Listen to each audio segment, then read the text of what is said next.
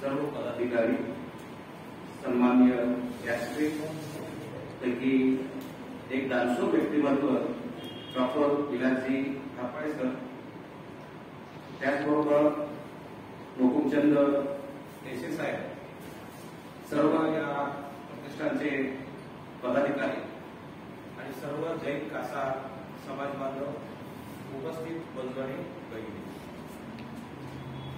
जैन कासा प्रतिष्ठानचं जे कार्य आहे ते आतापर्यंत महाराष्ट्र असतील, सुनील वाकरकर असतील, शास्त्री सर, माझे बरेचसे मित्र आता गरजसाठी सांगितल्या पद्धतीने जैन समाज आहे, त्यामुळं कार्य ते ऐकून होतो. माझं सद्भाग्य मोठं आहे की आज प्रत्यक्षात या ठिकाणी या कार्यक्रमामध्ये सहभागी होता मला आलं आणि खास करून या कार्यक्रमाचं जोरभरून कौतुक करण्यासारखं काम या ठिकाणी मला प्रत्यक्ष त्या ठिकाणी अनुभवलेलं. कार्यक्रमाच्या सुरुवातीला दिनदर्शिकेचं प्रकाशन झालं आणि दिनदर्शिका मोफत वितरण या ठिकाणी केलं जाणार आहे. ही सुद्धा अतिशय उदात्त आणि उदार असून म्हणजे भावना सर्व समाजाची आणि सर्व पदाधिकाऱ्यांची फार मोठी असं आपल्याला म्हणता येईल. त्यानंतर जे गरजू होतकरू विद्यार्थी आहेत अशा विद्यार्थ्यांना शिक्षण घेत असताना अनेक स्वरूपाच्या अडचणी येत असतात. आम्ही स्वतः सुद्धा जेव्हा शिक्षण घेत होतो, विशेष बाब म्हणजे माझं सर्व शिक्षण हायस्कूल नंतर वालचंद मध्ये झालेलं आहे. BA, BEd, MA सर्व शिक्षण वालचंद मध्ये पूर्ण केलेलं आहे. तात्पर्य एवढाच की जैन समाजाशी जास्त सरोकार, प्रेम, स्नेहबद्ध मी स्वतः या ठिकाणी आहे. विद्यार्थ्यांना दिलेली जी मदत आहे म्हणजे फार मोठी मदत आहे. जेव्हा मी कॉलेजला होतो तेव्हा एखादं पुस्तक घ्यायचं म्हटलं तर या ठिकाणी आर्थिक परिस्थिती नसायची. कुणीतरी पुस्तक घेऊन गेलं तर त्या गोष्टीचा फार कसा आनंद आम्हाला या ठिकाणी व्हायचा की जो आनंद या ठिकाणी शिष्यवृत्ती धारक स्वरूपाच्या विद्यार्थ्यांना झालेली. सर्व विद्यार्थ्यांनी या ठिकाणी चांगला अभ्यास करून उत्कृष्ट पद्धतीनं शिक्षण या ठिकाणी घेतलं पाहिजे. या जगामध्ये आपण जर पाहिलं तर विद्वानांचीच पूजा होते. धन, दौलत, पद या सगळ्या गोष्टी काही काळासाठी असतात. विद्वान सर्व जगात पूजलं जातं. या संदर्भात एक प्रसंग मी या ठिकाणी तुम्हाला सांगू इच्छितो. जरी ही गोष्ट विद्यार्थ्यांसाठी असली तर पालकांनी सुद्धा आपल्या मुलाला चांगल्या पद्धतीने शिकवून विद्वान बनवण्याचा प्रयत्न केला पाहिजे. प्रसंग असा आहे की पूर्वीच्या काळी मोठमोठे राजेरजवाडे जे होते ते आपल्या पाल्यांना शिक्षण देण्यासाठी स्पेशल टीचर ठेवायचे. परिस्थिती चांगली असल्यामुळे आपण तसं करू शकत नाही. कॉलेजमध्ये जाऊन शिकणं ही सुद्धा गोष्ट थोडीशी आपल्यासारख्या गोरगरिबांना अडचणीची आहे. मग स्पेशल असं म्हणजे टीचर तरी ठेवलेले होते. दररोज यायचे ते शिक्षक आणि आपले ट्युशन घ्यायचे आणि निघून जायचे.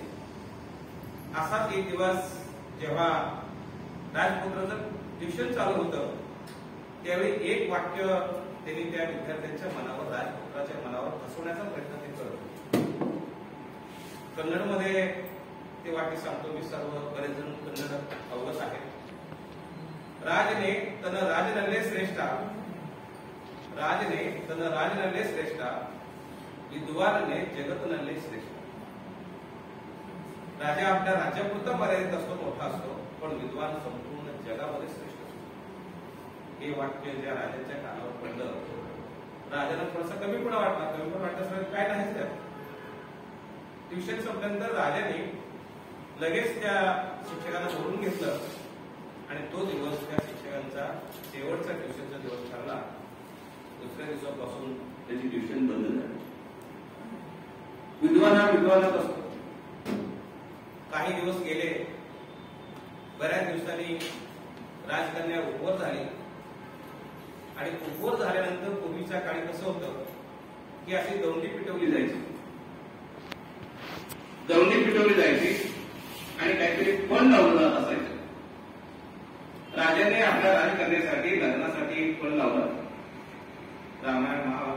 अशा गोष्टी आपण पाहिलेल्या आहेत की कोण असं होतं की जो कोणी कवी असा असेल की ज्याने आपली नवीन स्वरूपाची कविता सादर करेल.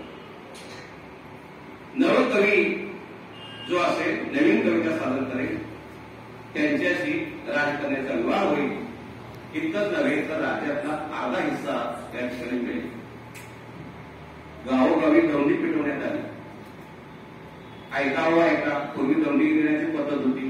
5 वर्षापूर्वी प्रत्येक गल्लीत दौंडी पेटवली गेली की ऐका राजाची राजकन्या उपवर झाली आहे.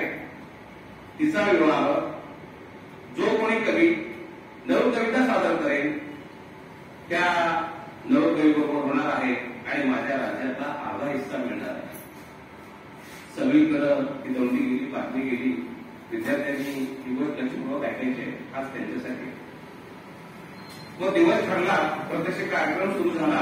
हॉल गच्च भरला होता.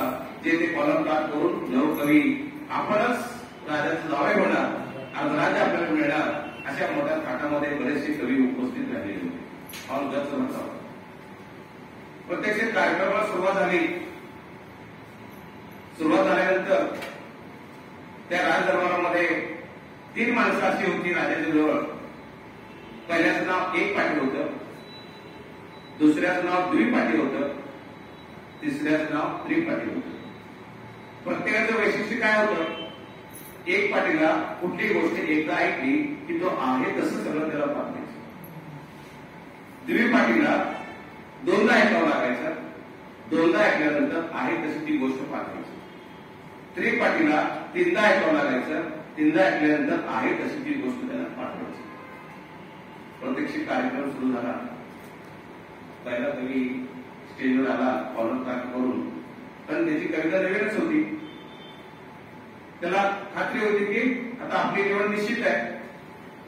तिने आपली कविता सादर केली. लगेच राजदरबारातले जे नवरत्न होते त्यापैकी एक पाटील उठून उभे राहिले आणि त्याला पाठ झाले. त्यांनी सांगितले की ही कविता पूर्णपणे मला माहित आहे, ही नवीन आहे. एकदा त्याने ऐकल्यावर पाठ झालं. शेजारी द्विपाठी बसलेले ते उठले, राजे ही कविता मलाही पाठ आहे. त्यांनी 2दा ऐकलं होतं. त्रिपाठी तिथंच होते लगेच, ते पण उठले, राजे महाराज ही कविता मलाही पाठ आहे, पण त्यांनी 3दा ऐकलं होतं. पहिल्या आलेल्या नवकवीची नवकविता ही या तिघांनाही माहिती आहे म्हटल्यानंतर ती नवकविता ठरलेली नाही. दुसरा कवी आला, पुन्हा तसंच.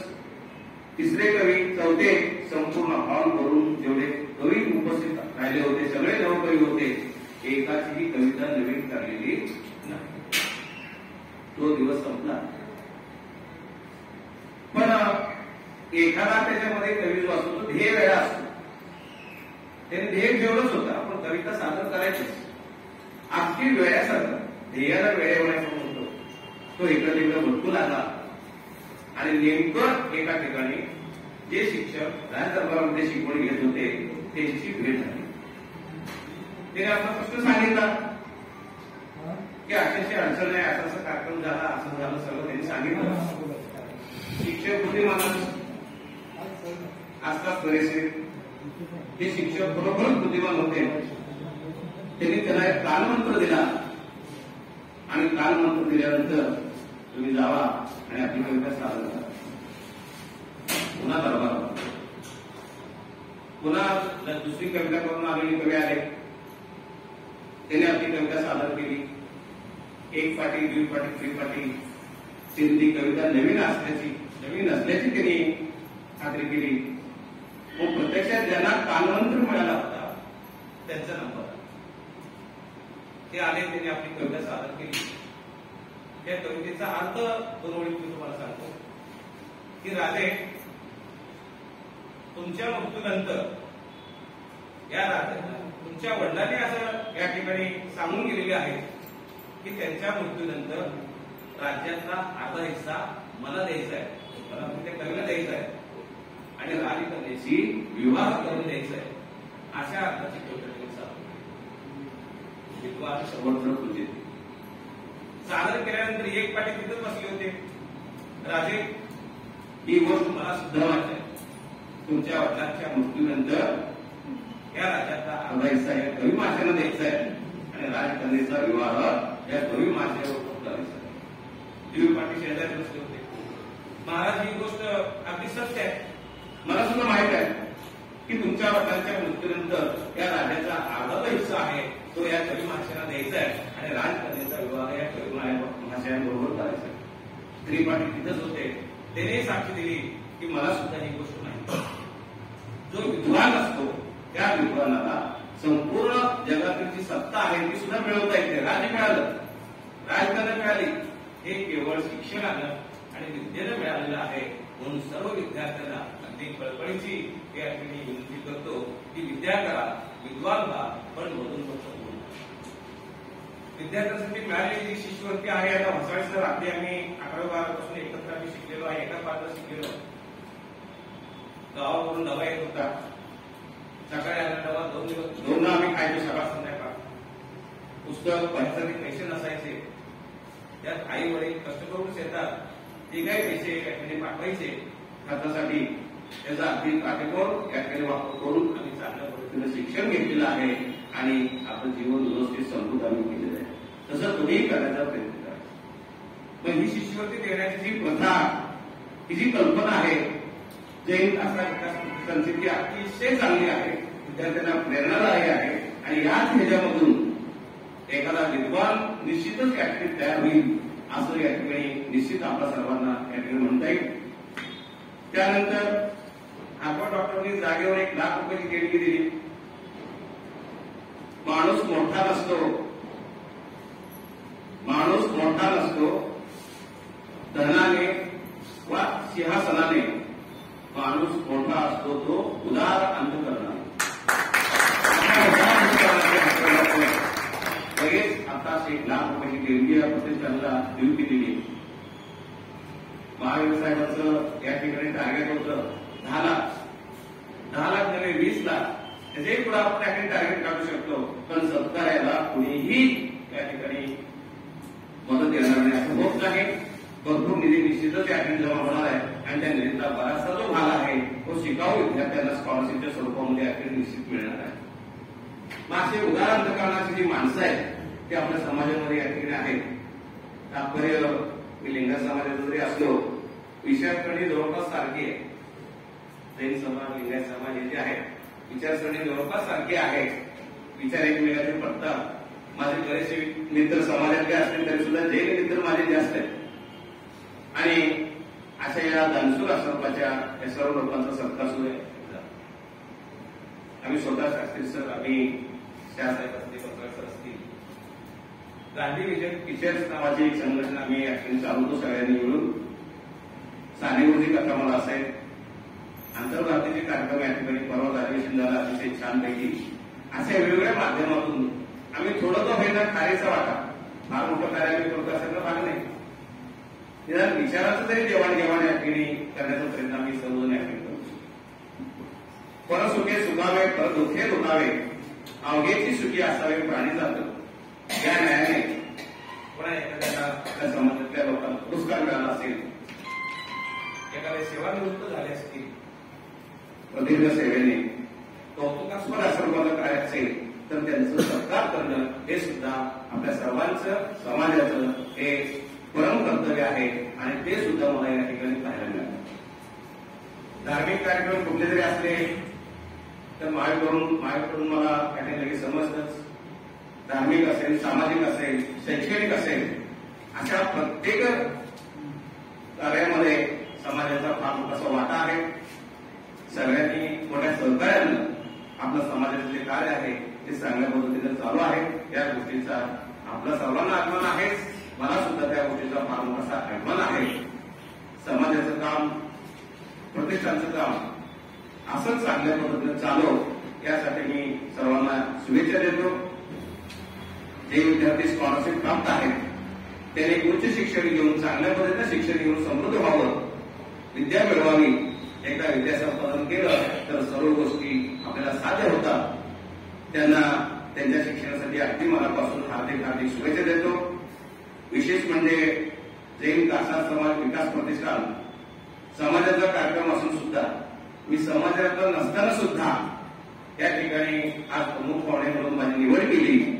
या ठिकाणी आपलं जे मोठं मन आहे, ब्रॉड माइंडेड व्यक्ती या समाजामध्ये आहेत, याचं सुद्धा दर्शन प्रत्यक्ष त्या ठिकाणी झालेलं आहे.